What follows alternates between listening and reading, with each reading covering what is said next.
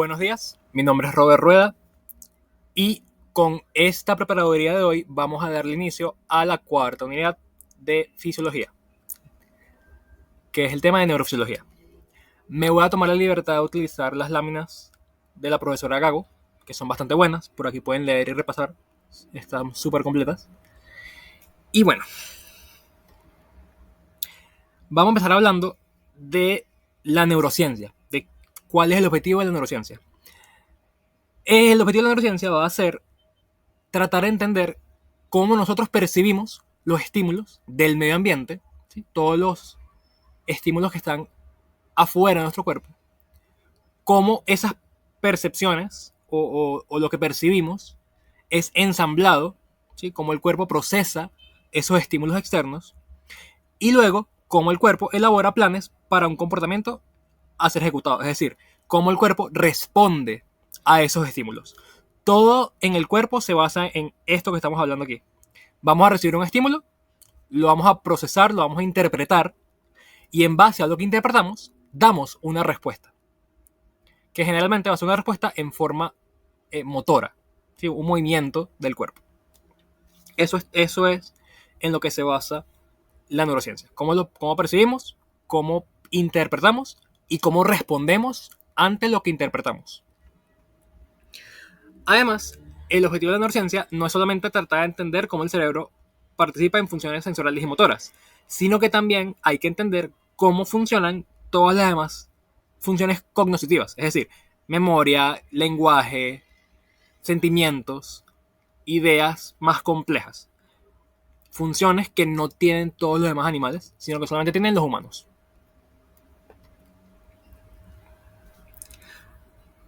Cuando hay un trastorno en cualquiera de las funciones cerebrales que hablamos, ya sea sensorial, motor, lenguaje, memoria, al trastornarse esas funciones, nacen lo que son las enfermedades psiquiátricas o las enfermedades neurológicas. Entonces, vamos a hablar ahora del sistema nervioso, que es el que nos compete, ¿no? En neurofisiología, que es quien realiza todas estas funciones de las que estamos hablando. El sistema nervioso va a estar conformado por dos tipos de células muy grandes, las neuronas y las células gliales.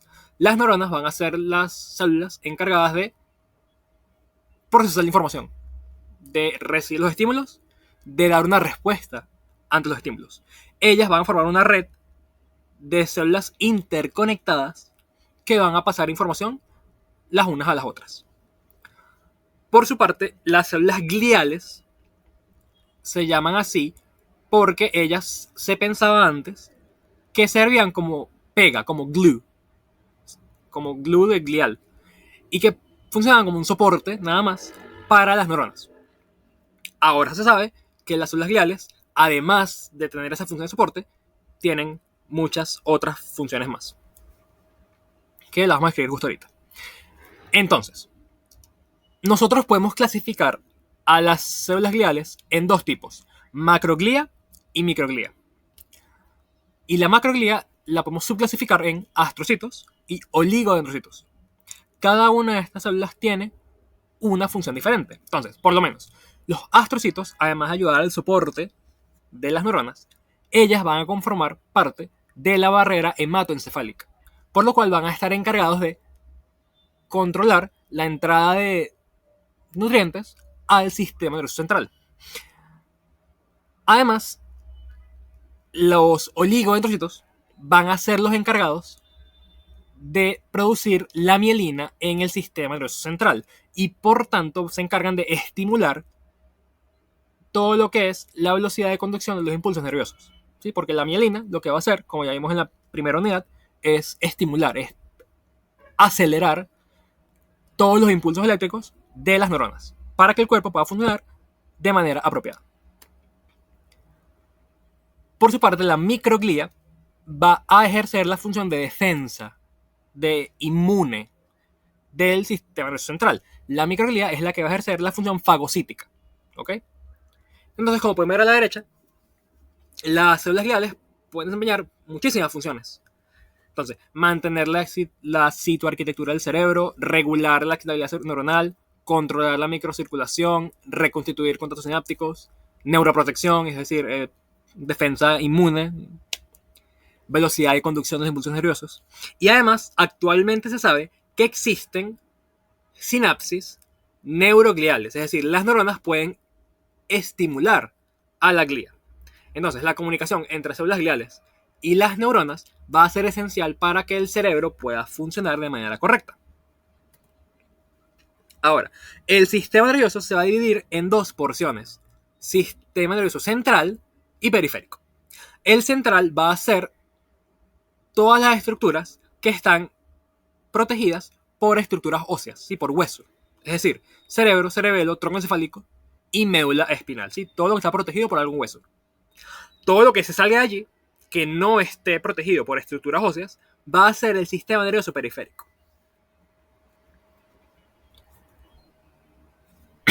Entonces, a partir de esto, el cuerpo va a realizar lo que hablamos al principio. Va a captar estímulos del medio ambiente, los va a procesar y va a dar una respuesta ante ellos. Eso lo hace a través del sistema nervioso central y el sistema nervioso periférico. Entonces, como pueden observar aquí, el medio ambiente, sobre todo la parte externa, aunque también puede haber estímulos internos, va a enviar estímulos, ¿ok? Vamos a obtener un estímulo del medio ambiente, el cual va a ser captado por receptores, ¿sí? Receptores que se encuentran en el sistema nervioso periférico. Una vez los receptores del sistema nervioso periférico captan el estímulo, tienen que enviar esa información al sistema nervioso central para que el sistema nervioso central procese e interprete ese estímulo. Estos receptores envían la información a través de ganglios y nervios sensoriales, ¿sí? Que van a conformar los componentes sensitivos.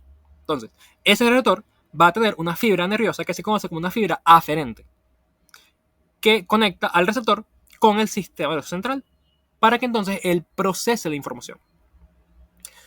Una vez la información llega al sistema nervioso central y se procesa y se interpreta, entonces existe un proceso de integración sensorimotora. Es decir, ese estímulo que se recibió y que se interpretó va a ser convertido en una respuesta motora. ¿Sí? Por eso integras lo sensorial con lo motor. A partir del estímulo que recibiste, das una respuesta. Y esa respuesta la puedes dar a través de los componentes efectores, que pueden ser el sistema nervioso autónomo, a través de sus divisiones simpática, parasimpática y entérica, como ya lo hemos visto en unidades previas de fisiología. Y también tenemos al sistema motor somático, que va a ser el encargado de hacer los movimientos voluntarios, ¿sí? A diferencia del sistema nervioso autónomo, que es completamente inconsciente, el sistema motor somático va a estar bajo el control de cada persona. Cada quien va a poder decidir qué movimientos hacer y cuándo los hace, ¿sí? Entonces, barrera hematoencefálica. En el cerebro, en el sistema nervioso central, va a existir una barrera o una pared que evita el paso de sustancias. Esta es la barrera hematoencefálica. Ella se va a encargar de proteger al encéfalo de sustancias nocivas. ¿Sí? Va a formar una barrera para el paso de sustancias. Esta barrera se puede formar gracias a que las células endoteliales de los vasos sanguíneos cerebrales van a especializarse, van a diferenciarse y van a desarrollar características que les permiten formar una barrera, ¿no? Que les permite formar uniones hendidas entre ellas para que entonces se proteja el cerebro de la entrada de cualquier sustancia. Ahora bien, como esta barrera evita el paso de muchas y prácticamente casi todas las sustancias del cuerpo, entonces, para que el cerebro pueda recibir las cosas que sí necesita, como por ejemplo glucosa, como por ejemplo aminoácidos, todas esas cosas son bloqueadas por la barrera hematoencefálica. ¿Sí? Su paso al cerebro es impedido. Por tanto, la barrera hematoencefálica desarrolla y expresa transportadores. ¿Sí? Transportadores, canales, proteínas, que permiten el paso de estas sustancias que son necesarias para el funcionamiento correcto del cerebro. Entonces, Las características de las células endoteliales del cerebro que les permite entonces formar la barrera hematoencefálica son las siguientes. Primero, se encuentran interconectadas, se encuentran unidas las unas a las otras mediante uniones estrechas. Eso a diferencia de los capilares de cualquier otra parte del cuerpo que se encuentran fenestrados para poder permitir el intercambio libre de sustancias. Aquí en el cerebro no hay fenestraciones, sino que hay uniones estrechas. Además, estas células que tienen uniones estrechas entre ellas van a estar rodeadas por los procesos astrocíticos, ¿sí? Los pies de los astrocitos, los cuales van a formar una segunda barrera, ¿no? Una segunda pared que las sustancias deben atravesar si quieren llegar al encéfalo. Entonces, no solamente tienes que atravesar el endotelio, sino que también tienes que atravesar a los astrocitos. De paso, las células endoteliales carecen de vesículas pirocyticas y de paso contienen un elevado número de mitocondrias. Este número de mitocondrias existe porque al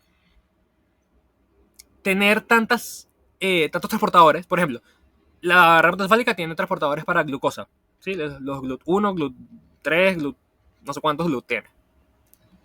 Tiene transportadores para cualquier aminoácido, tirosina, glicina, glutamato, etc. O sea, cualquier aminoácido. Entonces, al tener tantos transportadores para permitir el paso de sustancias que el cerebro requiere para funcionar, eso gasta energía, ¿sí? El hecho de tener que mantener esa entrada constante de sustancias, eso gasta energía. Y para poder producir esa energía, requieres entonces un número elevado de mitocondrias. ¿Ok? Entonces, por eso es que tienes tantas mitocondrias. Para suplir la energía necesaria para mantener funcionando todos los transportadores. Entonces, las moléculas pueden penetrar el tejido nervioso o pueden atravesar la barrera hematoencefálica a través de varias maneras. Primero, existen sustancias que pueden atravesar la barrera por difusión simple, es decir, pasan solas. Esto es el caso de sustancias liposolubles. Al ser liposolubles, tranquilamente atraviesan las membranas de las células endoteliales y pueden entonces ingresar al cerebro. Esto generalmente es el caso de, por ejemplo, el CO2 y el oxígeno, que al ser gases son liposolubles y pueden llegar con facilidad al encéfalo. Ahora, sustancias que no sean liposolubles y que no puedan atravesar la barrera hematoencefálica deben ingresar al cerebro a través de transporte mediado, que puede ser a través de canales, si es, por ejemplo, un ion, un sodio, un potasio, un cloro. Puede ser por transportadores, en el caso de que sean moléculas más grandes, como la glucosa o los aminoácidos, o incluso puede haber transporte activo, es decir, un gasto directo de ATP que permita entonces la entrada de sustancias al sistema nervioso central. Entonces así es como pueden entrar sustancias al cerebro.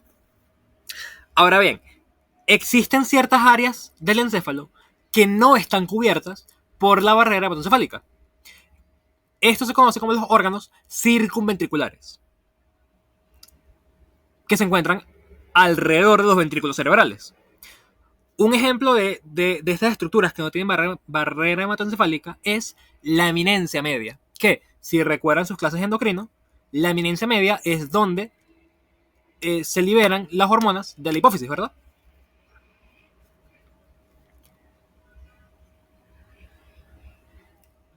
Por esta razón es que existen estos lugares sin barrera hematoencefálica, para que exista la liberación de sustancias al torrente sanguíneo. Porque si la eminencia media tuviera barrera hematoencefálica, entonces ¿cómo se liberarían las hormonas? ¿Cómo funcionaría el sistema endocrino si esas partes estuvieran aisladas? Sería imposible. Por tanto, justamente en esas áreas no hay barrera hematoencefálica para que entonces el hipotálamo y la hipófisis puedan hacer sus funciones de manera normal, ¿sí? Puedan liberar sus hormonas a la sangre y esas hormonas puedan entonces alcanzar el resto del cuerpo. Ahora bien, como en esas áreas de los órganos circunventriculares no hay barrera hematoencefálica, eso quiere decir que las sustancias pueden pasar libremente, ¿sí? Hacia el tejido cerebral, hacia el intersticio cerebral. Y teóricamente, como estamos en partes del encéfalo que se encuentran alrededor de los ventrículos, esas sustancias podrían invadir los ventrículos y podrían ensuciar o llevar desechos hacia el líquido cefalorraquídeo que se encuentra fluyendo por los ventrículos. Pero el cuerpo es inteligente y justamente en las áreas donde no hay barrera hematoencefálica, las células que recubren los ventrículos, que se llaman células ependimales, ellas se van a especializar y se van a diferenciar en unas células llamadas tanicitos, que son células que van a formar uniones estrechas entre ellas para formar una barrera que evite el paso de sustancias hacia el líquido cefalorraquídeo.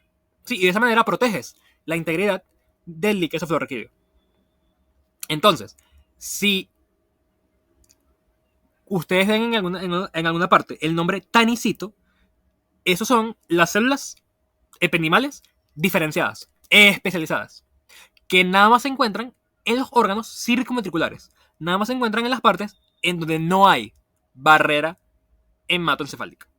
Y su función es proteger al líquido cefalorraquídeo de cualquier sustancia que lo pueda ensuciar. Entonces, justamente hablando de los ventrículos y el líquido cefalorraquídeo, los ventrículos van a ser unas cavidades, ¿verdad? Un sistema de cavidades que están interconectadas entre ellas y que se encargan de producir líquido cefalorraquídeo. A través de estas cavidades va a fluir ese líquido cefalorraquídeo. Los ventrículos se van a originar de la luz del tubo neural de manera embriológica, ¿no? Entonces, vamos a tener 4 ventrículos. Los ventrículos laterales, el tercer ventrículo y el cuarto ventrículo. A través de todos ellos va a fluir el líquido cefalorraquídeo. Este líquido va a ser producido por los plexos coroideos, que se ubican en todos los ventrículos. El líquido va a fluir desde los ventrículos laterales, va a pasar hacia el tercer ventrículo, luego a través del acueducto cerebral pasa hacia el cuarto ventrículo, y luego ya en el cuarto ventrículo existe un orificio que es el foramen de Magendie, el cual le permite entonces al líquido cefalorraquídeo atravesar el cuarto ventrículo y llegar al espacio subaracnoideo, ¿sí? Atravesar entre las meninges. Él va a fluir por todo el espacio subaracnoideo y va a llegar, como pueden ver aquí, hacia todo el cerebro, ¿no? Va a rodear todo el cerebro, pero localizado justamente en el espacio subaracnoideo. Y finalmente, ese líquido cefalorraquídeo que está fluyendo por el espacio subaracnoideo es absorbido por las vellosidades aracnoideas o granulaciones aracnoideas, que lo absorben y devuelven el líquido hacia la circulación general.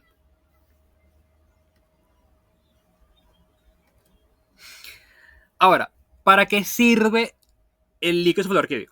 ¿Cuál es la función? ¿Para qué está fluyendo por ahí? Bueno, él tiene 3 funciones principales. La primera es que va a constituir una vía de eliminación de metabolitos que pueden ser dañinos para el cuerpo. Segundo, puede transportar nutrientes, puede transportar glucosa, puede transportar hormonas, que permiten entonces el funcionamiento correcto del cerebro. Y por último, y no menos importante, proporciona una amortiguación mecánica, ¿sí? Proporciona una protección para la masa encefálica en casos de impacto. Por ejemplo, cada vez que uno mueve la cabeza de manera brusca, el cerebro se mueve, ¿no? Y choca contra el cráneo que lo está recubriendo. Si no existiera el líquido cefalorraquídeo, el cerebro se chocaría directamente con el hueso, que es duro, ¿no? Y es fuerte. Entonces, ese impacto constante con el cráneo le generaría muchos daños muy rápido. Ahora, como está el líquido cefalorraquídeo ejerciendo una cierta barrera, entonces el cerebro no choca directamente con el hueso. Y por tanto está más protegido ante los impactos, ¿sí? Ante los traumatismos cerebrales. Entonces, esa es otra función del líquido cefalorraquídeo. Este líquido va a estar compuesto de muchas sustancias, ¿vale? La principal va a ser el agua. Como pueden observar, está formada en un 99% por agua. El otro 1% van a ser las demás sustancias. Entonces, por ejemplo, tenemos nada más 35 miligramos por decilitro de proteínas, a diferencia de los 7000 miligramos por decilitro que hay en el plasma. La glucosa es muy importante, ¿sí? En el líquido cefalorraquídeo hay más o menos 2/3 de la glucosa que hay en sangre, ¿vale? Eso es un número muy importante que tiene que saberse. De paso, la osmolaridad del líquido cefalorraquídeo va a ser exactamente igual que la del plasma. Eso también es súper importante. La osmolaridad va a ser uno de los pocos parámetros que se mantiene idéntico en todo el cuerpo, ¿sí? Entonces, por tanto, la osmolaridad del líquido cefalorraquídeo va a ser igual a la del plasma. Y luego, cuando hablamos de los electrolitos, vamos a ver que el líquido cefalorraquídeo va a tener la misma cantidad de sodio que el plasma, pero va a tener menos potasio, menos calcio, menos magnesio y un poquito más de cloro. Y bueno, el pH es un poquito menor que el del plasma, es un poquito más ácido. Para uno poder observar y medir todas estas sustancias en el líquido cefalorraquídeo, podemos hacer una punción lumbar, la cual la podemos realizar por muchas razones. Podemos hacerlas para diagnosticar una meningitis, y así, y viendo la constitución del líquido cefalorraquídeo, podemos saber si la meningitis es por una bacteria, por un virus, por un hongo, o por incluso algún parásito. Podemos diagnosticar hemorragias, ¿sí? Hemorragias subaracnoideas, infartos cerebrales, etc. A través del líquido cefalorraquídeo podemos diagnosticar enfermedades como Guillain-Barré, la esclerosis múltiple, entre otras. Podemos diagnosticar cualquier sospecha de malignidad, ¿sí? Cualquier cáncer, una leucemia, un linfoma, un carcinoma metastásico. Eso lo podemos ver a través del líquido cefalorraquídeo también. Y de paso, a través del líquido cefalorraquídeo podemos introducir medicamentos que puedan llegar entonces al sistema nervioso central. O podemos ingresar medios de contraste para poder observar a través de radiografías, tomografías, etc. Y bueno, aquí están varias pruebas que se pueden realizar con líquido cefalorraquídeo. Que lo que van a hacer es medir lo que hablábamos antes. Van a medir la glucosa del líquido cefalorraquídeo, van a medir las proteínas, van a medir las células que hay, van a medir cuánto cloro hay, cuánto sodio hay. Puedes hacerle PCR para ver si hay algún material genético, algún virus, una bacteria o algo, etc. Puedes medir todos esos parámetros en el líquido cefalorraquídeo. Ahora, como hablamos antes, el sistema nervioso central va a ser aquel que está cubierto por estructuras óseas. Pero hay muchas partes del sistema nervioso central que se encuentran protegidas por esas estructuras óseas. Tenemos la médula espinal, el bulbo raquídeo, el puente, el encéfalo, el cerebro, tálamo, hipotálamo, la amígdala y los hemisferios cerebrales como tal. Entonces, cada una de esas partes vamos a discutirlas y vamos a hablar de sus funciones. Aquí en esta lámina vamos a observar un pequeño esquema que va un poquito más a profundidad sobre cómo el cuerpo recibe estímulos, ¿sí? Cómo él es capaz de captar estímulos. Entonces, como pueden observar, va a llegar un estímulo del medio ambiente, ¿sí? Vamos a recibir estímulos de afuera del cuerpo, los cuales van a ser captados por receptores. Estos receptores, al captar el estímulo, activan una vía aferente, un nervio aferente, que envía esa información al sistema nervioso central. Que en el caso de este esquemita, vamos a ver que ingresa al sistema nervioso central a través de la médula espinal, ¿sí? Cualquier estímulo que entre al cuerpo o que sea captado por el torso, los brazos y las piernas va a ingresar al sistema nervioso central a través de la médula espinal, ¿sí? Y eso es lo que se ve en este ejemplo. Pero si estamos hablando de cuello, cabeza y cara, esos estímulos normalmente van a ingresar a través de el tallo encefálico, ¿sí? Pero bueno, en este ejemplo nos quedamos con la médula espinal. Entonces, una vez el receptor capta el estímulo y envía su vía aferente al sistema nervioso central, esa fibra aferente hace sinapsis en la médula espinal, ¿ok? Y activa a una segunda neurona. Entonces tenemos una primera neurona que capta el estímulo y trae la información al sistema nervioso central. Luego tenemos una segunda neurona que recibe ese estímulo y sube hacia el tálamo, ¿ok? Asciende por todo el sistema nervioso central y hace sinapsis en el tálamo. Y luego tenemos una tercera neurona que va desde el tálamo hacia un lugar del cerebro que se conoce como corteza somatosensorial primaria, ¿sí? Es allí a donde van a llegar todos los estímulos o toda la información referente al tacto, ¿sí? A la corteza somatosensorial primaria, que se encuentra aquí en la circunvolución postcentral del cerebro. ¿Sí? Ese es el esquema de cómo la información pasa hacia el cerebro. Es muy importante recordar, de todos modos lo menciono después, que no solamente el tacto sigue este tipo de esquema, también lo hacen el oído, sí, la audición, la vista, el olfato y el gusto, ¿sí? Todas las modalidades sensoriales siguen más o menos un esquema similar. Va a haber un receptor que capta el estímulo y lo envía al sistema nervioso central. Luego el sistema nervioso central lo envía al tálamo y del tálamo esa información pasa a la corteza cerebral. Si estamos hablando de un estímulo táctil, pasa a la corteza somatosensorial primaria. Si estamos hablando de un estímulo auditivo, pasa a la corteza auditiva primaria, que se encuentra en el lóbulo temporal. Si estamos hablando de un estímulo visual, pasa a la corteza visual primaria, que se encuentra en el lóbulo occipital. Por ejemplo, ¿ok? Cada sentido, cada modalidad sensorial tiene un área del cerebro que está dedicada a recibir esa información, a recibir esos estímulos, ¿ok? Y otra cosa importante que también se las digo después, es que todas las modalidades sensoriales, todos los sentidos, hacen sinapsis o hacen relevo en el tálamo, ¿ok? Antes de llegar al cerebro. Siempre, siempre, siempre. Excepto el olfato. El olfato, simplemente, el receptor capta el estímulo y lo manda directo al cerebro, ¿sí? Pero él es la excepción.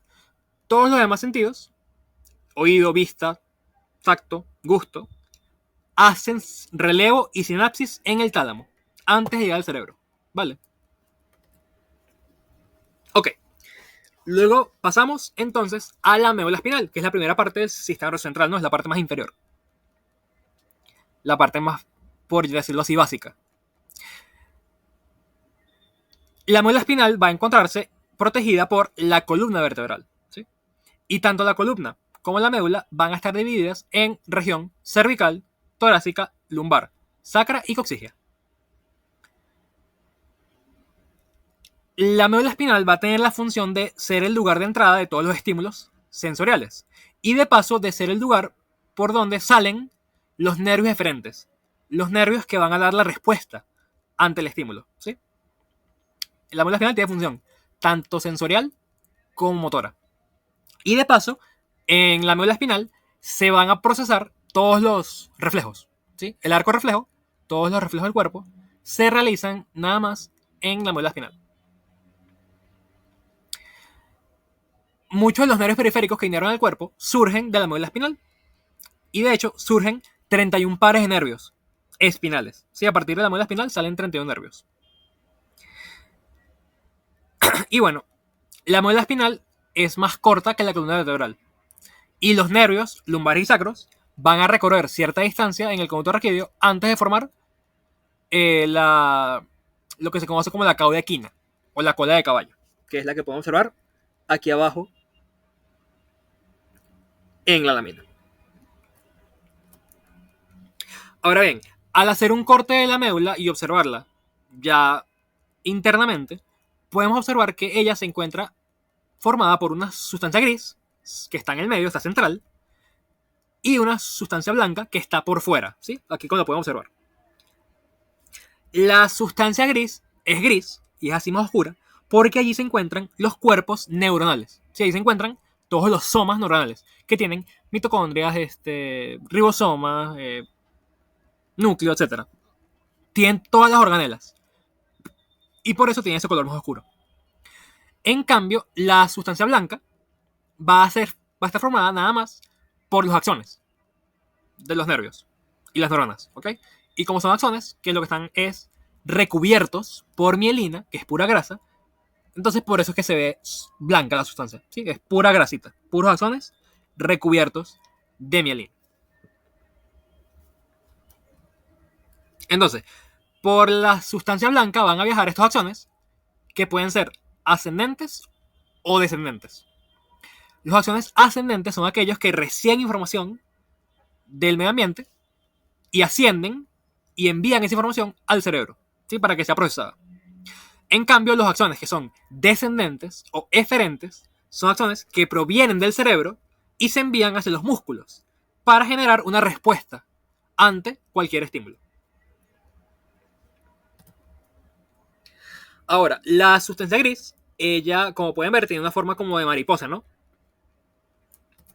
Y va a estar dividida en un asta dorsal, que es más anterior, y un asta, perdón, dije dorsal, un asta dorsal que es posterior, y un asta ventral que es un poquito más anterior, ¿no? Es la parte más adelante. Una cosa que no se les puede olvidar nunca es que el asta dorsal es el lugar por donde ingresan todos los estímulos sensoriales, ¿sí? El asta dorsal, la parte posterior de la médula espinal, va a tener función sensorial. En cambio, por el asta ventral van a salir todos los nervios eferentes, todos los nervios descendentes, toda la información motora. Por tanto, el asta ventral va a tener función motora, ¿sí? Eso jamás se puede olvidar. Dorsal sensitivo, ventral motor.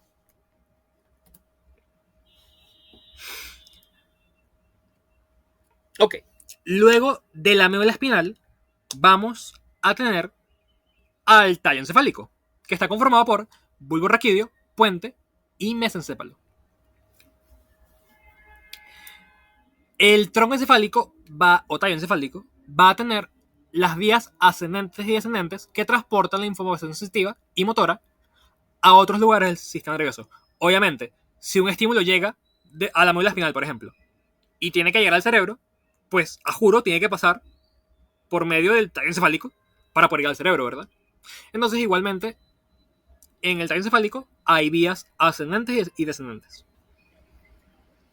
Además, el tronco encefálico es el lugar de entrada de varios sentidos, como el oído, el equilibrio y el gusto.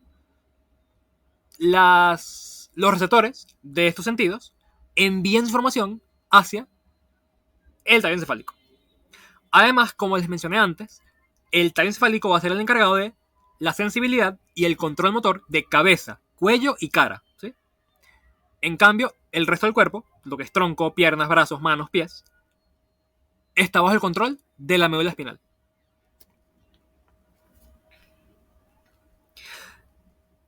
El tallo encefálico va a participar en la regulación de diversas funciones autonómicas. Y de paso, en el tallo encefálico se encuentra una cosa muy importante, que es la formación reticular. Eso es súper importante. La formación reticular es una red de neuronas que recibe aferencias de todas las partes del sistema nervioso central, ¿sí? Del cerebro, ganglios basales, cerebelo, tálamo, hipotálamo, o sea, de todas partes, ¿ok? Y de paso envía eferencias, envía información a esas mismas partes, ¿sí? También envía información al cerebro, al cerebelo, a los ganglios basales, al tálamo, al hipotálamo. Y por tanto, como él envía información a todo el cerebro, a todo el encéfalo en realidad, esta formación reticular tiene que ver con el grado de alerta del individuo, ¿sí?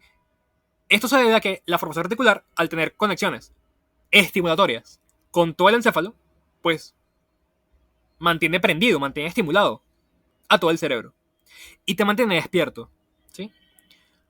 Cuando tú te vas a dormir, eso ocurre porque la formación reticular se apaga y por tanto todo el encéfalo deja de recibir estímulos, deja de recibir órdenes de prenderse, ¿no? de activarse y funcionar.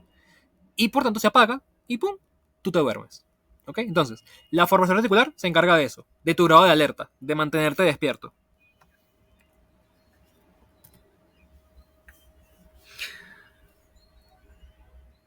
En el tallo encefálico se encuentran núcleos sensitivos que se encargan de procesar información, ¿no? De recibir información sensitiva, y enviar al cerebro.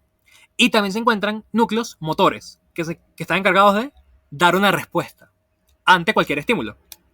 Generalmente, los núcleos sensitivos se encuentran lateral en el tallo encefálico. Sí, se encuentran en la parte más externa del tallo encefálico. En cambio, los núcleos motores se encuentran mediales. ¿Sí? Entonces es fácil recordar, porque los núcleos motores se encuentran medial. M con M, motor con medial. En cambio, los sensitivos se encuentran entonces lateral o externo.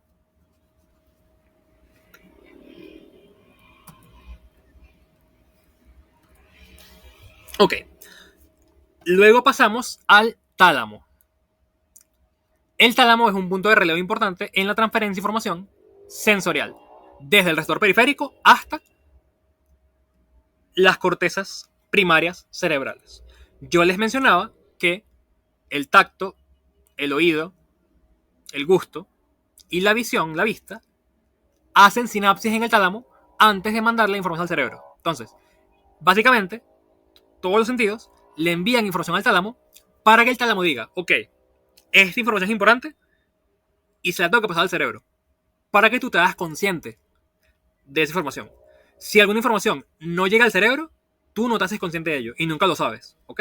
Entonces, es el tálamo quien decide si la información pasa al cerebro y te haces consciente de ella, o si se queda en el tálamo y el tálamo es el que da la respuesta de manera inconsciente, ¿sí? Sin tú enterarte de lo que está ocurriendo. Entonces, él puede facilitar o impedir el paso de información hacia la corteza cerebral. Entonces, él recibe todos los estímulos del cuerpo y los envía al cerebro, básicamente. Además, el tálamo va a participar en la integración de la información motora del cerebelo y de los núcleos de la base, los ganglios basales, y transmite esa información a las regiones de la corteza motora. Sí, entonces, eso lo vamos a ver más adelante, pero sepan desde ya que tanto el cerebelo como los ganglios basales tienen una función motora, y que para ejercer esa función motora y para controlar los movimientos, o ayudarte a controlar los movimientos, tienen que mandar la información al tálamo. Y luego el tálamo pasa esa información hacia el cerebro. ¿Ok? Es una estación de relevo. Aquí está lo que les mencionaba. Todas las modalidades sensoriales hacen relevo en el tálamo, excepto el olfato. El olfato va de la nariz directo al cerebro. Cualquier otro sentido tiene que pasar primero por el tálamo. ¿Ok? Ahora, el tálamo es una estructura que está constituida por muchos núcleos, ¿sí? Por muchas neuronas. Que bueno, están clasificados en varios grupos. Eso no importa tanto, no se tiene que saber así al pelo. Lo que tienen que saber es esto. Esta lámina que ven aquí. ¿Cuáles son los tipos de núcleo que hay? Entonces, hay 4 tipos de núcleo. El primero van a ser núcleos que reciben información específica de una modalidad sensitiva y la proyectan a un área específica de la corteza. Es decir, puede haber un núcleo talámico que sea auditivo. Entonces, recibe información del oído y envía esa información a la corteza auditiva del cerebro, que se encuentra en el lobo temporal. O puede haber un núcleo que recibe información visual y envía esa información hacia la corteza visual primaria, que se encuentra en el lóbulo occipital. O puede ser un núcleo talámico que recibe información táctil y le envía esa información del tacto, esa información somatosensorial, a la corteza somatosensorial primaria, que se encuentra en la circunvolución postcentral. ¿Ok? Entonces, son núcleos que reciben información de un sentido y la envían hacia la parte del cerebro que está encargada de procesar ese sentido. Luego tenemos núcleos que participan en funciones motoras, ¿sí? Que transmiten información del cerebelo y los ganglios basales hacia la corteza motora, ¿sí? Que se encuentra en el lóbulo frontal. Entonces, tenemos núcleos sensitivos y tenemos núcleos motores. El tercer tipo de núcleo que se encuentra en el tálamo van a ser núcleos que reciben proyecciones de distintas áreas del sistema nervioso central y proyectan difusamente a la corteza. ellas van a participar en el control del estado de vigilia. ¿Sí? Van a ser parte de la formación reticular que yo les hablaba antes. Y por último, existe un último núcleo, que es un núcleo único, no es un grupo de núcleos, que es el núcleo reticular. El núcleo reticular es el único núcleo del tálamo que no proyecta, que no envía información a la corteza cerebral. Él envía información más bien al mismo tálamo. ¿Ok? Él recibe referencias de núcleos talámicos, recibe información de núcleos talámicos y envía respuestas o envía eferencias a los mismos núcleos talámicos. ¿Sí? Él va a funcionar como un sistema de feedback negativo. Por tanto, las neuronas del núcleo reticular van a ser GABAérgicas, van a ser inhibitorias y van a funcionar para impedir, para inhibir, para apagar el paso de información hacia el cerebro. Es a través del núcleo reticular que el tálamo tiene la potestad de decidir si la información pasa o no hacia el cerebro. Si tú no quieres que la información pase, activas el núcleo reticular para que él vaya y lance su GABA e inhiba el paso de esa información al cerebro. Si tú quieres que la información pase y llegue a la corteza cerebral, pues no activas el núcleo reticular, lo dejas tranquilo, para que la información pueda pasar fácilmente. ¿Ok? Entonces, el núcleo reticular va a funcionar para hacer feedback negativo. Y como ya les mencioné, no proyecta al cerebro, sino que envía proyecciones a otros núcleos del tálamo. Va a regular el envío de información del tálamo. Vale.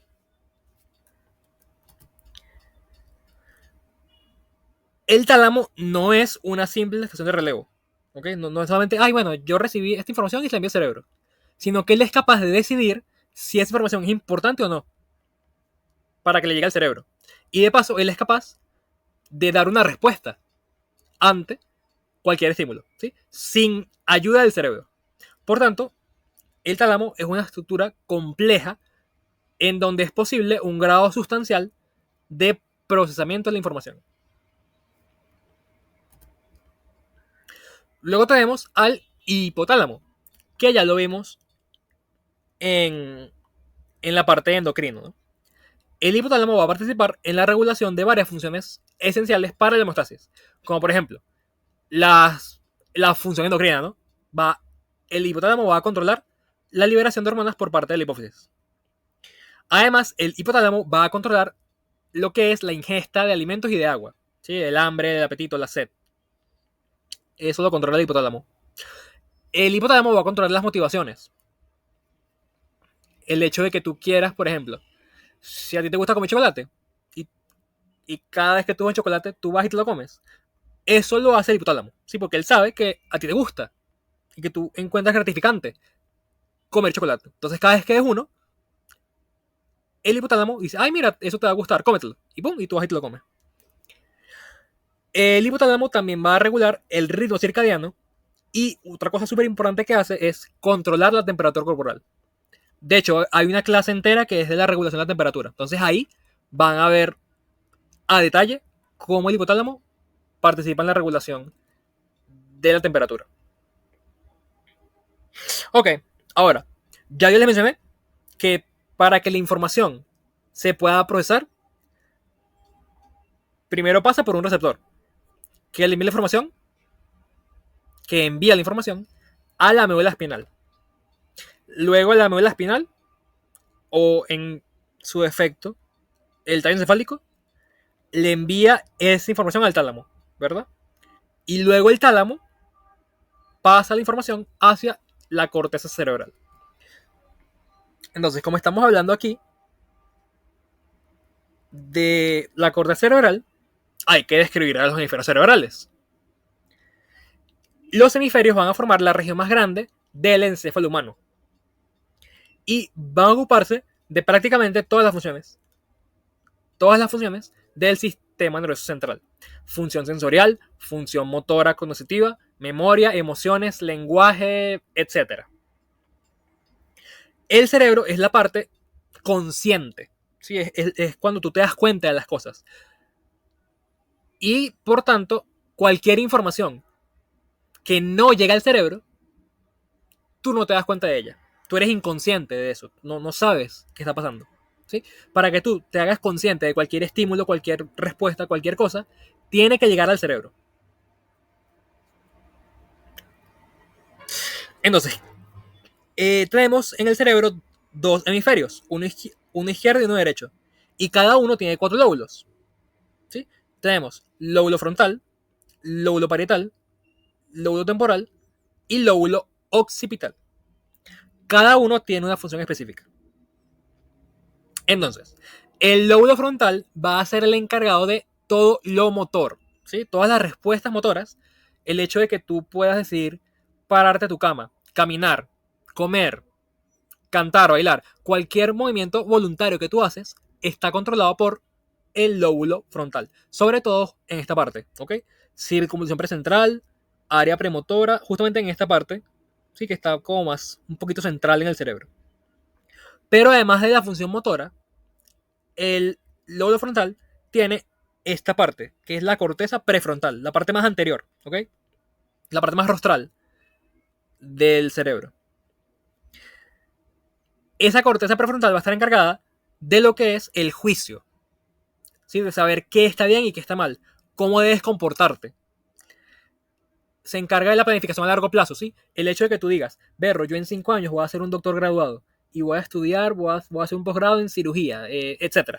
Ese hecho de que tú puedas planificar lo que tú haces con tu vida y planificas a largo plazo, eso está controlado por la corteza prefrontal.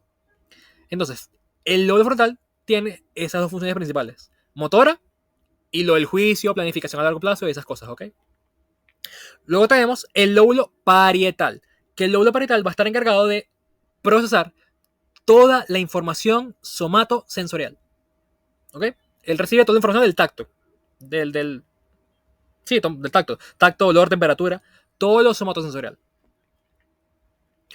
El lóbulo occipital va a estar encargado de la parte visual.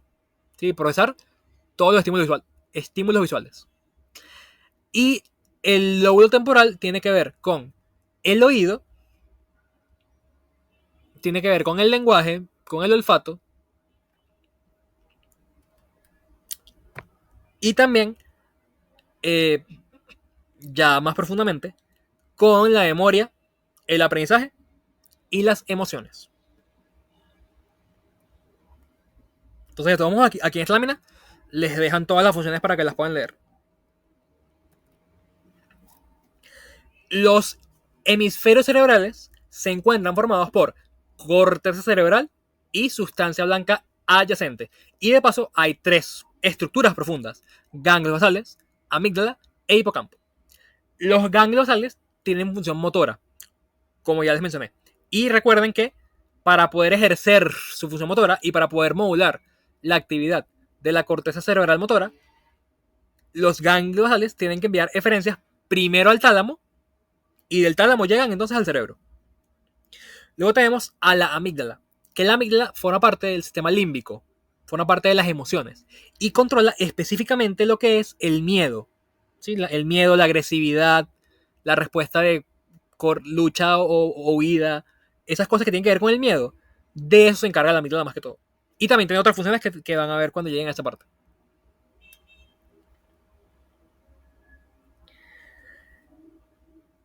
Y el hipocampo, por su parte, él se encarga de los procesos de memoria. ¿Sí? Y sobre todo, específicamente, se encarga de transformar recuerdos de corto plazo en recuerdos a largo plazo, para que tú te puedas acordar de las cosas mucho tiempo después de que ocurrieron. Si el hipocampo no funcionara, tú no serías capaz de convertir recuerdos de corto plazo a largo plazo, sino que se olvidarían para siempre. ¿Sí? Entonces, es gracias al hipocampo que tú puedes recordar cosas que pasaron hace 1 año, 5 años, 10 años, 15 años, etc.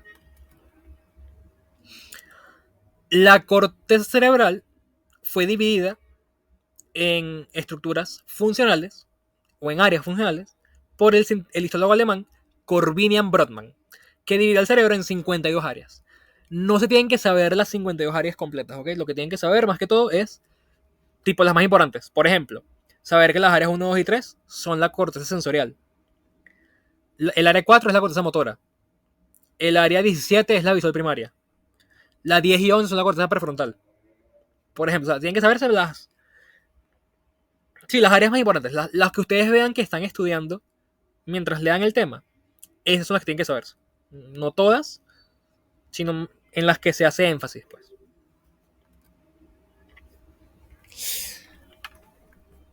Entonces, como hemos venido hablando, es la corteza cerebral la que se encarga de procesar e interpretar la información, ¿sí? Todos los estímulos que le llegan al cuerpo. Y de paso de generar una respuesta ante ese estímulo. Entonces, en la corteza cerebral vamos a ver que hay 6 capas histológicas, ¿sí? Cada capa tiene su propia función. Entonces, fíjense, esto se lo tienen que saber, esto es súper importante. Las capas 1, 2 y 3 van a estar encargadas de comunicar a los hemisferios cerebrales entre ellos. ¿Sí? Comunican distintas áreas cerebrales. Comunican al cerebro consigo mismo. Entonces, las áreas 1, 2 y 3 reciben entradas, reciben aferencias, reciben información de otras áreas cerebrales. ¿Sí? Y luego, las capas 2 y 3 se encargan de enviar eferencias o salidas a otras áreas corticales. ¿Sí? Entonces, la 1, 2 y 3 reciben y la 2 y la 3 envían también. Y bueno, eso. Las primeras 3 capas comunican el cerebro consigo mismo. Luego, la capa 4 recibe aferencias o recibe información del tálamo, que, como yo les mencioné, recuerden que el tálamo es el encargado o es la estación de relevo de todas las modalidades sensoriales, excepto el olfato. Entonces, si la capa 4 está recibiendo información del tálamo, eso quiere decir que la capa 4 está recibiendo información auditiva, visual, somatosensorial y gustativa. Y del equilibrio, que tiene que ver con la parte auditiva también.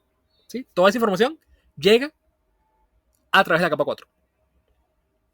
Luego, la capa 5 envía eferencias, envía órdenes, envía información a todas las áreas subcorticales, es decir, a todas las áreas debajo del cerebro. Tálamo, hipotálamo, cerebelo, ganglio basal, médula espinal, etc. Por tanto, es a través de la capa 5 que se envía la respuesta motora. ¿Sí? Y una cosa importante es que la capa 5 le envía referencias a todo el mundo, excepto al tálamo. ¿Sí? Salvo el tálamo. Al tálamo le envía información la capa 6. Y la capa 6 está encargada de enviar referencias al tálamo. ¿Para qué? Para estimular el paso de información, ¿ok? El cerebro va a decir, mira, yo quiero esta información visual. Tálamo, pásame esa información. Y va y envía una referencia al tálamo que estimula el paso de información visual. ¿Sí? Él le envía una referencia al núcleo visual del tálamo para que ese núcleo pase la información, para que él mande estímulos hacia el cerebro. ¿Sí? Esa es la función de la capa 6. Impulsar o estimular el paso de información desde el tálamo.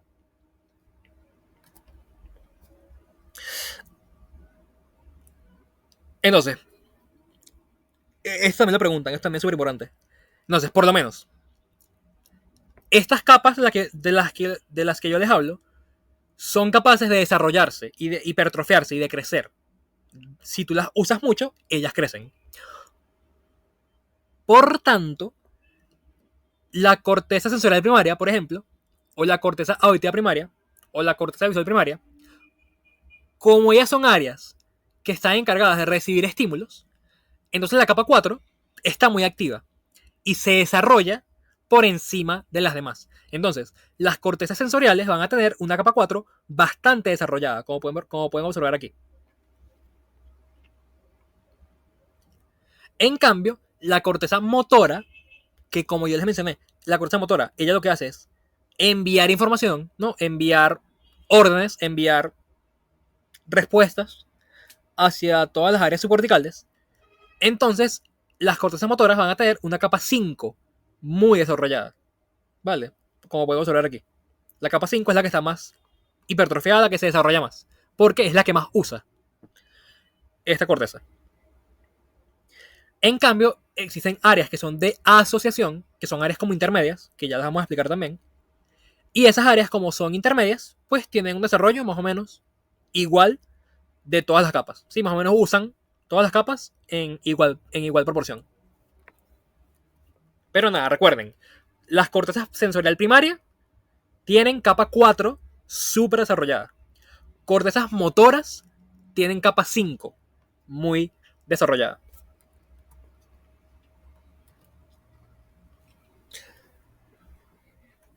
Desde el punto de vista funcional, la corteza cerebral, ¿no? Va a tener una organización columnar, que son estas cadenas radiales. ¿Sí? Son cadenas de neuronas que hacen sinapsis entre ellas. Entonces, estas neuronas que están haciendo sinapsis entre ellas van a formar estas columnas, que se dice o se piensa que son la unidad funcional de la corteza cerebral. Y se dice que cada columna transporta información específica. Entonces, esta columna, por ejemplo, transporta información visual. Esta columna transporta nada más información somatosensorial. Otra columna transporta nada más información, no sé, del tacto, del gusto. ¿Ok? Entonces, cada columna se estimula con un solo tipo de estímulo. Ok. Cortezas de asociación. Estos son súper importantes. No las hemos tocado mucho hasta ahora, pero son bastante vitales, ¿ok? Entonces, fíjense. La corteza está organizada de manera jerárquica y algunas áreas corticales van a desempeñar funciones integradoras de orden superior, que no son ni puramente motoras ni puramente sensitivas, sino son de asociación. Las áreas de asociación sirven para asociar aferencias sensitivas a respuestas motoras. Entonces, son las áreas de asociación las que se encargan de interpretar los estímulos que le llegan al cerebro y decidir qué van a hacer en respuesta a ese estímulo. Por ejemplo, si tú estás viendo que una pelota está volando hacia ti, es la corteza de asociación la encargada de decir, mira, hay una pelota que está volando hacia mí, me va a pegar en la cara, me va a doler. ¿Qué voy a hacer yo para evitar eso? Ah, ok, voy a levantar la mano y agarrar la pelota. Y entonces envía esa información a la corteza motora para que tú levantes la mano y agarres la pelota. ¿Ok? La corteza de asociación es la encargada de hacer esas cosas. Entonces, este esquemita va a ejemplificar cómo el cerebro recibe un estímulo y cómo responde a ese estímulo. Y cuáles son las áreas cerebrales encargadas de hacer eso, ¿no? De recibir el estímulo, de procesar el estímulo y de generar la respuesta ante el estímulo. Entonces, fíjense. Las cortezas sensoriales primarias van a ser las encargadas de recibir la información sensorial. Pero, ¿qué ocurre? Van a recibir esa información de forma fragmentada. Van a recibir muchos estímulos diferentes. ¿Ok? Y son estímulos que, como están fragmentados, no te dan una imagen concreta. No te dicen qué está pasando. Te dicen que algo está pasando, pero no sabes exactamente qué. Por tanto, esa corteza sensitiva primaria le debe enviar todos esos estímulos a las áreas de asociación, ¿sí? Que se van a encargar de de unir y ensamblar todos esos fragmentos para entonces dar una imagen concreta, ¿no? Y para poder interpretar. Las áreas de asociación se encargan de interpretar el estímulo. Y para que tú sepas qué está ocurriendo. Por ejemplo, si tú estás viendo tu teléfono, tú estás viendo, ok, a la corteza sensitiva primaria le llegan estímulos como, por ejemplo, ok, estoy viendo un objeto que es rectangular, que tiene una pantalla y unos botones y no sé, tiene un forro gris. ¿Sí? Al cerebro le llegan todos esos estímulos así, separados. Y es el área de asociación la encargada de decir, ah, ok, es rectangular, forro gris, con botones, pantalla. Ah, es mi teléfono. ¿Sí? Entonces, es el área de asociación el que se encarga de interpretar y darle sentido a los estímulos. Ahora bien, el área de asociación se puede dividir en unimodal y multimodal.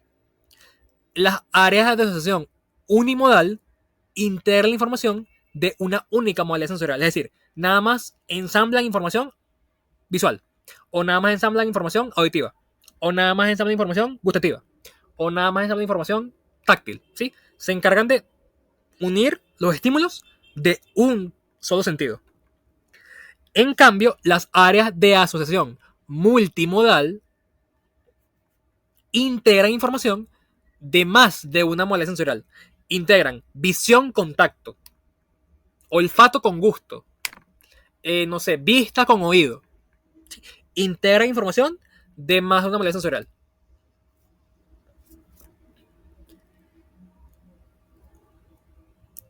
Y ahora, una vez las áreas de asociación multimodal integran la visión con el tacto, con el oído, con la vista, con todo, y ya tienes una imagen completa de lo que está ocurriendo, le envías esa información a las áreas de asociación motoras multimodales, quienes se encargan de transformar toda esa información en una respuesta motora.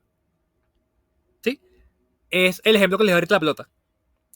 Quien se encarga de decir, mira, la pelota está volando hacia mí y me va a pegar y me va a doler, es el área sensorial multimodal.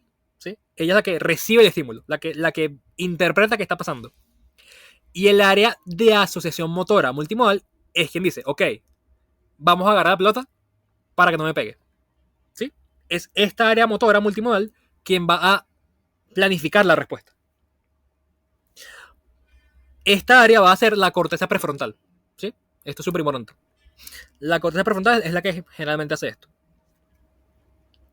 Luego de que ya sabes qué es lo que vas a hacer, ya dijiste, ok, vamos a levantar la mano y agarrar la pelota.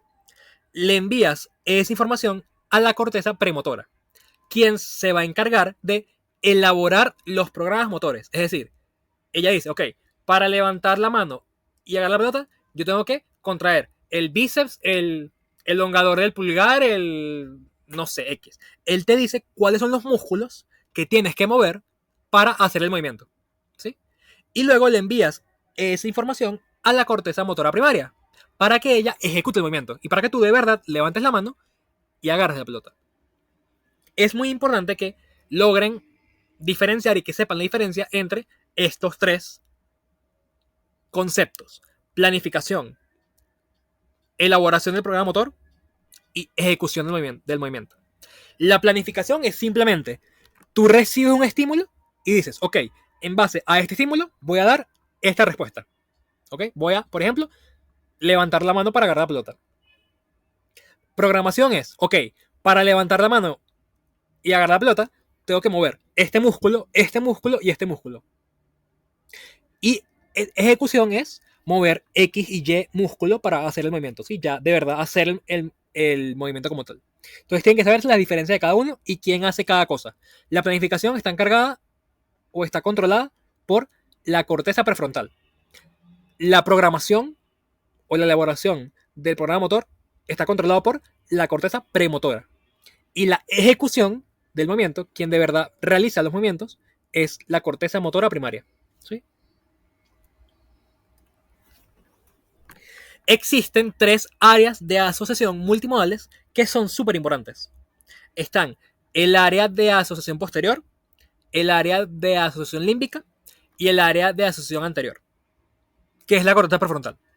Entonces, el área de asociación posterior va a estar situada entre los lóbulos parietal, temporal y occipital. Si se acuerdan de cuando estábamos hablando de las cortezas cerebrales, sabemos que el lóbulo parietal procesa información somatosensorial. El lóbulo occipital controla información visual. Y el lóbulo temporal procesa información auditiva, de lenguaje, de memoria, etc. Entonces, si esta área de asociación se encuentra entre el parietal, temporal y occipital, pues naturalmente se va a encargar de vincular información somatosensorial, auditiva, de lenguaje y visual. Sí, va a encargarse de unir y ensamblar todos esos tipos de modalidad sensorial. El área de asociación límbica, por su parte, se va a encargar de lo que es la memoria y sobre todo las emociones. Cada vez que ustedes vean límbico, ustedes de una piensan emociones. Algo que te, con las emociones. Puede ser felicidad, tristeza, ira, miedo, cualquier cosa. Pero límbico es igual a emociones. ¿Sí? Esa es la asociación que tienen que hacer. Y luego el área de asociación anterior, que es la corteza prefrontal, se ocupa de planificar los movimientos, la planificación a largo plazo y la capacidad del juicio, que es lo que estamos hablando antes, ¿no? De cuáles eran las funciones del lóbulo frontal. Como las áreas de asociación multimodal van a integrar varias modalidades sensitivas y van a vincular esos estímulos a movimientos, a respuestas motoras, se piensa que es las áreas de asociación las que son sustrato de las funciones cerebrales más elevadas, lo que es el pensamiento consciente, la percepción y la acción dirigida a objetivos, la creación de obras de arte, los pensamientos, todas esas cosas se piensa que ocurren en las áreas de asociación. Las áreas de asociación son la parte más alta en la jerarquía del sistema nervioso, ¿okay? Son las más poderosas, las que hacen funciones más complejas.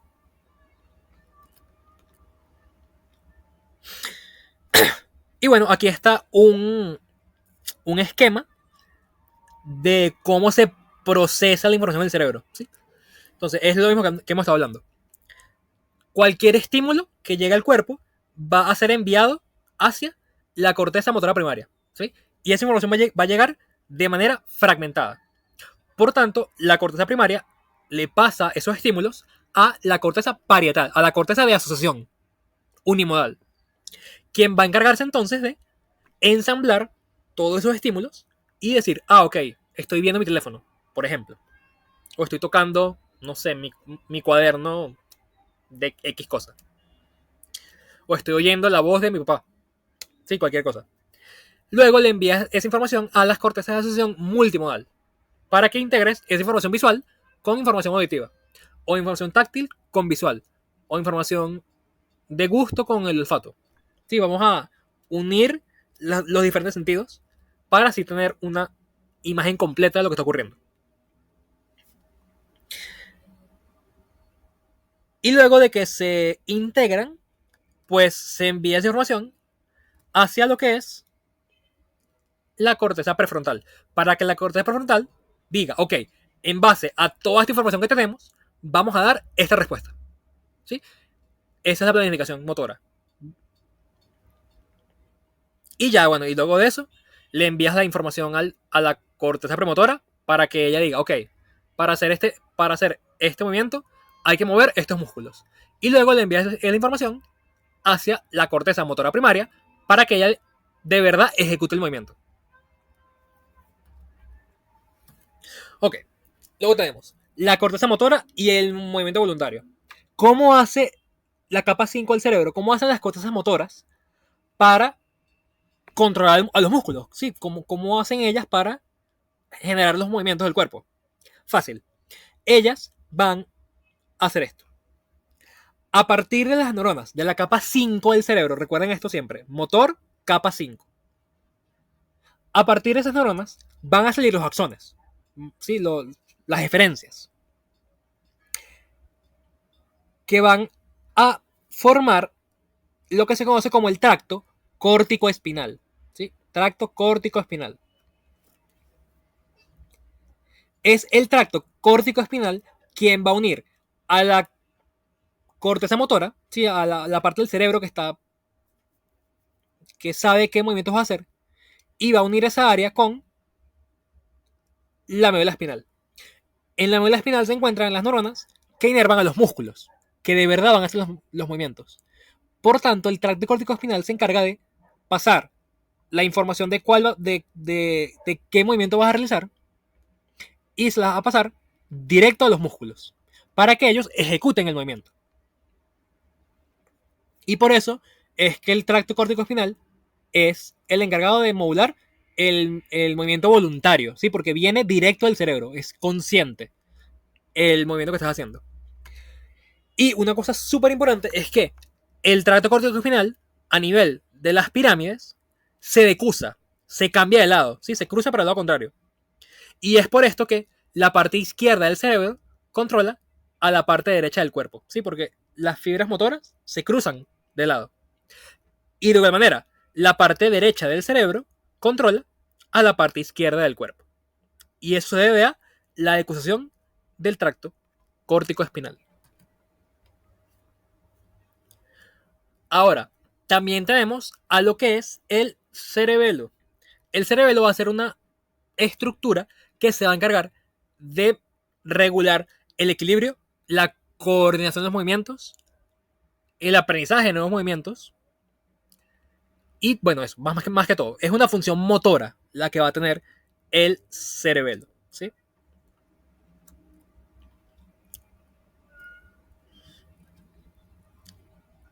Y bueno, como dice aquí, el cerebelo recibe información sensorial de la médula espinal, información motora de la corteza cerebral. Esto lo hace porque el cerebelo va a comparar la información del, del ambiente con, con lo que el cerebro quiere hacer. Por ejemplo, si tú quieres levantar el brazo, entonces, ¿qué va a hacer? ¿Qué va a ocurrir? El cerebro le va a enviar al cerebelo esa información, ese programa motor. Le va a decir, mira, yo quiero levantar el brazo. Entonces, ¿qué va a ocurrir? Cuando tú de verdad levantes el brazo, el cerebelo va a recibir esa información, ¿sí? Cuando tú levantas el brazo, van a existir propioceptores que van a captar que el brazo está levantado y le van a enviar esa información al cerebelo. Entonces el cerebelo tiene la información del cerebro, ¿no? Que le dijo, mira, yo quiero levantar el brazo. Y de paso el cerebelo va a tener la información de, mira, ya levanté, ya el brazo está levantado. Y las va a comparar. Sí, va a comparar el programa del cerebro con lo que de verdad ocurrió, con el movimiento que tú de verdad ejecutaste. Y va a decidir si está bien hecho o no, si el movimiento que se hizo es lo que el cerebro quería. Si el movimiento que hizo el cuerpo sí es lo que quería el cerebro, el cerebro se queda tranquilo. Si el movimiento que se ejecutó es diferente a lo que el cerebro quería, el cerebro lo corrige, ¿ok? Él coordina los movimientos y los corrige para que sean iguales a lo que el cerebro quería. Y el cerebro también recibe información de los órganos vestibulares. También tiene que ver con el equilibrio. Por tanto, el cerebro es importante para mantener la postura, para el ajuste fino de los movimientos musculares, que es lo que les acabo de explicar ahorita. Sirve para coordinar los movimientos de cabeza y ojo, para el aprendizaje de habilidades motoras y también participa en cosas como el lenguaje. Luego tenemos los ganglios basales, que son el caudado, el putamen, el globo pálido, los que vieron en neuroanatomía. Ellos, ya yo les mencioné, tienen función motora. Sí, es lo que tienen que saber por ahora. Tienen una función motora. Le envían aferencias, ellos regulan la función de la corteza motora. ¿Sí? Y por tanto, tienen que ver con los movimientos.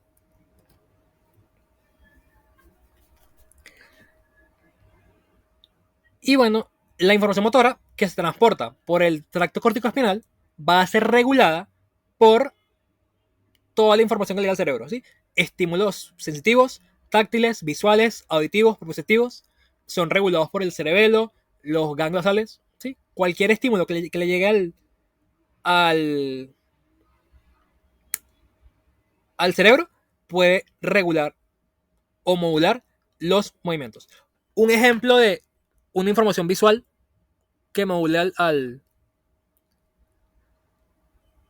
movimiento. Lo que les explico ahorita de la pelota. Si tú ves que una pelota está volando hacia ti, tú vas y la agarras, ¿verdad? Entonces, eso es un estímulo visual que está regulando la información del tracto córtico-espinal. O, por ejemplo, si tú oyes un ruido y tú te volteas hacia el ruido, eso es un estímulo auditivo que está mandando información motora, ¿no? Que está regulando a la información motora para que tú te voltees a ver de dónde viene el ruido. Y así, ¿ok? Cualquier estímulo es capaz de entonces regular a la información motora, a la respuesta que da el cuerpo.